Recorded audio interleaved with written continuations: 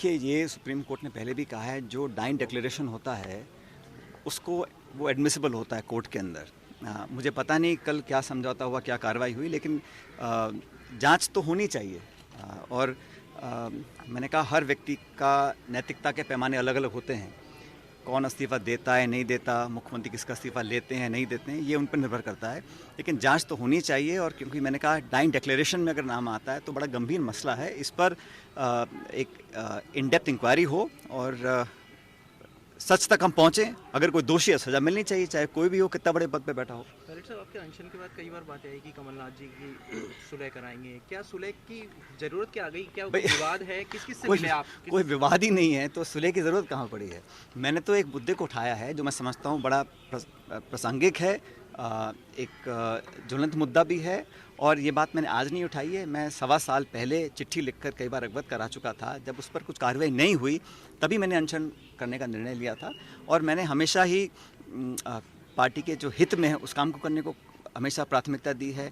और सरकार और संगठन को बड़ी मेहनत से, अपने खून पसीने से हम लोगों ने सींचा है। तो हम चाहते हैं कि आने वाले समय में हमको कामयाबी मिले, उसके लिए कुछ काम करने ज़रूरी हैं। बाकी जो सरकार काम कर रही है बड़ा वेलकम है। जो महंगाई राहत के हम लोग कैंप लगा रहे हैं, वेलफेयर स्कीम्स लेकर आ रहे हैं, बजट घोषणा हो रही है, वो धरातल पर उतरें, जनता तक पहुँचें, उसका लाभ हमें मिलेगा, ये अच्छी बात है।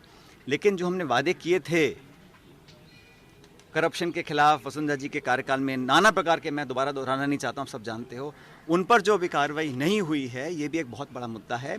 और जिस प्रकार से पेपर लीक के मुद्दे सामने बार बार आते हैं, इस पर भी सिर्फ एसटीएफ गठित कर देना या कानून पारित कर देना, लेकिन मैंने कहा ना कि छोटे मोटे अधिकारियों तक अब तक ये जांच पहुंची है, इसको और गंभीरता से और सघन जांच होनी चाहिए ताकि सच सामने आए। मतलब सर, आपकी जो पुराने मांगे थी, पुराने जो मुद्दे थे, खासतौर पर जो कार्रवाई करने की बात थी, 3 नेताओं पर पैरेलल मीटिंग बुलाई थी, वो क्या गौण हो गए हैं?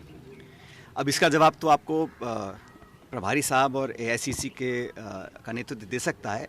लेकिन ये बात सच है कि 25 सितंबर को जो घटना हुई थी वो हमारी कांग्रेस अध्यक्ष परम श्रद्धेय सोनिया गांधी जी के विरोध में बगावती जो कार्रवाई हुई थी, जो ओपन डिफायंस हुआ था, जो रेबेलियन हुआ था, जो पार्टी को, सच में पार्टी और सरकार को तो क्षति तब पहुंची थी जब सोनिया गांधी जी के आदेशों की अवमानना हुई थी और खुलेआम चुनौती दी गई थी।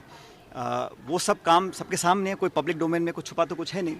और उस पर कार्रवाई नहीं हुई, क्यों नहीं हुई, क्या कारण रहे, जैसा आपने कहा कि पार्टी के खिलाफ की बातें हैं, तो हम सब लोगों ने अपनी बात रखी थी, लेकिन हम में से किसी ने कभी इस्तीफ़ा कोई दिया नहीं।